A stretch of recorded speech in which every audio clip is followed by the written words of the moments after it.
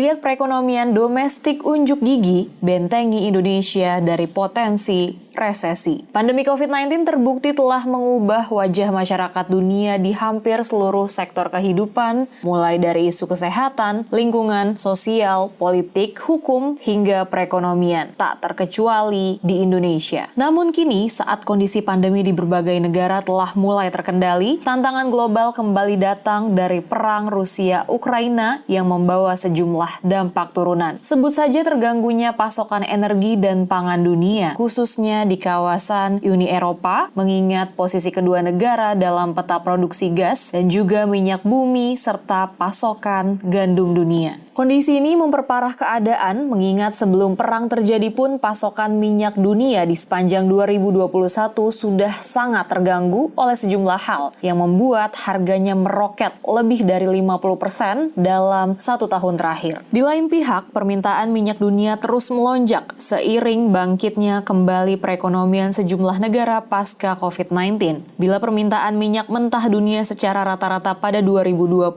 masih 5,5 juta barel per hari, maka pada 2021 melambung hingga 96,5 juta barel per hari. Kondisi ini jelas turut melambungkan harga minyak di pasaran. Dengan menggunakan tolak ukur Indonesia Crude Price, misalnya pada Desember 2020, posisi ICP masih di level 47,78 US dollar per barel dan lalu mulai merangkak naik ke level 53,17 US dollar per barel pada Januari 2021.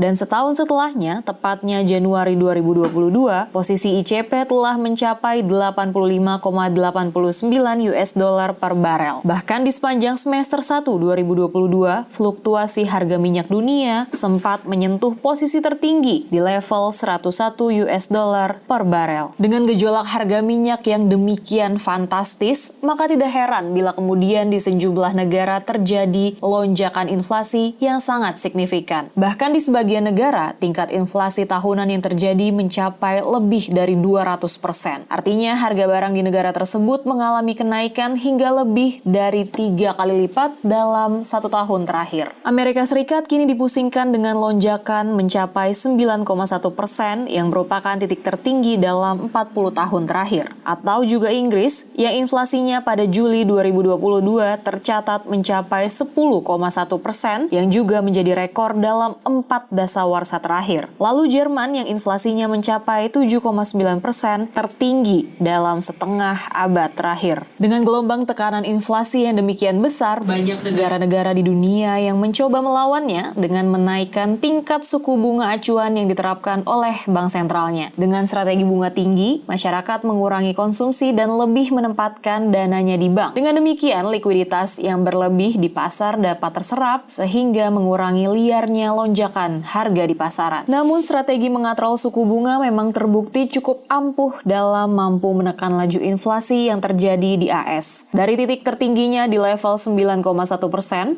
inflasi di negeri Paman Sam kini mulai melandai di level 8,5%. Senada dengan AS, Jerman juga sudah mulai memaintain inflasinya dari semula 7,9% pada Juni 2022 menjadi 7,6% sebulan sesudahnya. Saat ini posisi inflasi Indonesia tercatat sebesar 4,89% atau masih dapat dijaga di bawah level 5%. Namun porsi inflasi pangan mulai mengkhawatirkan dengan tercatat mencapai 10,47% sekaligus menjadi porsi terbesar dibandingkan dengan komponen inflasi lainnya. Selain menyeimbangkan tingkat inflasi dan kondusivitas aktivitas perekonomian domestik, posisi Indonesia sedikit banyak juga diuntungkan dari lonjakan harga komoditas dunia. Sebut saja dari kinerja ekspor batu bara, minyak bumi, minyak sawit mentah yang harganya terus meroket seiring minimnya pasokan dan lonjakan permintaan global. Menteri Keuangan Sri Mulyani sendiri bahkan pada Mei 2022 lalu mengakui bahwa Indonesia mendapatkan tambahan penerimaan negara sebesar 420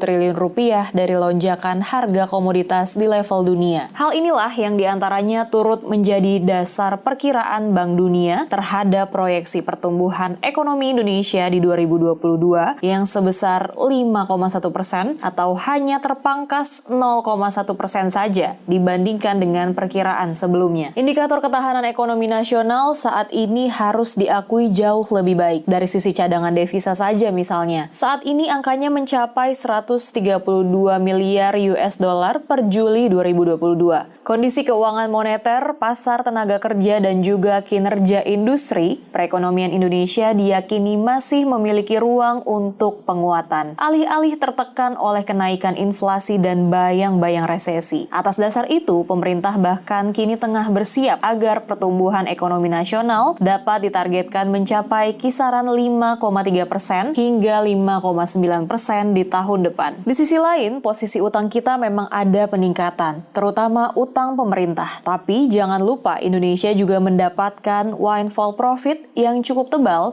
dari kenaikan harga komoditas. Ini blessing in disguise saat negara-negara lain bermasalah karena kenaikan harga komoditas, kita justru dapat ekstra pemasukan dari sana. Bisa disimpulkan, kinerja perekonomian nasional selama ini lebih berstandar pada geliat ekonomi domestik, sehingga hal itu secara otomatis menjadi benteng kokoh perekonomian Indonesia dari kondisi yang tengah terjadi di level global. Bahkan bila pemerintah jeli dan juga cerdik, kondisi ini adalah waktu yang tepat untuk melakukan substitusi ketergantungan impor. Dan lagi-lagi yang perlu dicatat, Indonesia tidak perlu khawatir saat di luar ada resesi atau bahkan stagflasi global, karena Indonesia lebih bergantungnya pada geliat ekonomi domestik.